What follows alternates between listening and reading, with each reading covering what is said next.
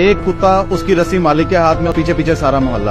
یہ مناظر آپ نے اس وقت دیکھے ہوں گے جب کسی گھر میں چوری ہوتی ہے اور وہ لوگ چور ڈھونڈنے کے لیے کتے منگوا لیتے ہیں، اور وہ کتا پورے محلے کو لیڈ کرتا ہوا کسی ایک گھر میں جا کے بیٹھ جاتا ہے، اور یوں تمام لوگ اس بات پر یقین کر لیتے ہیں کہ اسی گھر کے رہنے والوں نے چوری کی ہے، اور اس طرح اس خاندان کی ساکھ بھی خراب ہوتی ہے، ان کا ریکارڈ بھی خراب ہوتا ہے، اور ایک نئی خاندانی دشمنی کا آغاز بھی ہو جاتا ہے۔ جب سے پاکستان بنا ہے، اکثر علاقوں میں آج بھی یہ رواج ہے کہ کھوجی کتوں کے ذریعے چوری کو تلاش کیا جاتا ہے۔ ہوتا یوں ہے کہ جب کسی گھر میں چوری ہوتی ہے تو گھر والے چوری تلاش کرنے کے لیے کھوجی کتے بلوا لیتے ہیں۔ اس کتے کو اس جگہ کی مٹی سونگائی جاتی ہے جہاں پر چوری ہوئی ہے۔ وہ کتا اس مٹی کی بو کو سونگتا ہے اور ان نشانات کو دیکھتا ہے، پھر انہی کو بیک ٹریک کرتے ہوئے اس جگہ پہ جانے کی کوشش کرتا ہے جہاں سے چور آئے تھے۔ لیکن یہ معاملہ دیکھنے میں اتنا سادہ نہیں ہے جتنا نظر آتا ہے۔ کتا چند اشاروں کے اوپر چل رہا ہوتا ہے، کتے کے مالک اسے جو بھی اشارہ کرتے ہیں یا رسی کو جس جانب کھچاؤ دیتے ہیں، کتا اسی جانب مڑتا ہے۔ کتے کے لیے خاص اشارے انہوں نے ڈیزائن کیے ہوتے ہیں، جو بھی کتے کو الفاظ بولے جاتے ہیں کتا اس کے مطابق ریئیکٹ کرتا ہے۔ کتے نے کس جگہ پر بیٹھنا ہے یہ بات بھی مالک ڈیسائیڈ کرتا ہے، اور مالک اسے وہ الفاظ کہتا ہے تو کتا اسی جگہ پر بیٹھ جاتا ہے، جسے عام سادہ لوگ یہی سمجھتے ہیں کہ شاید انہی گھر والوں نے چوری کی ہے۔ ان کھوجی کتوں کی غلط نشاندہی کی وجہ سے بہت سے لوگوں کی دشمنیاں پیدا ہوئی ہیں، بہت سے خاندان تباہ ہوئے ہیں، اور بہت سے لوگ ناجائز مقدمات کا سامنا کر چکے ہیں۔ دراصل کتوں کی ان صلاحیتوں کو اوور ریٹ کیا جاتا ہے۔ آپ نے اکثر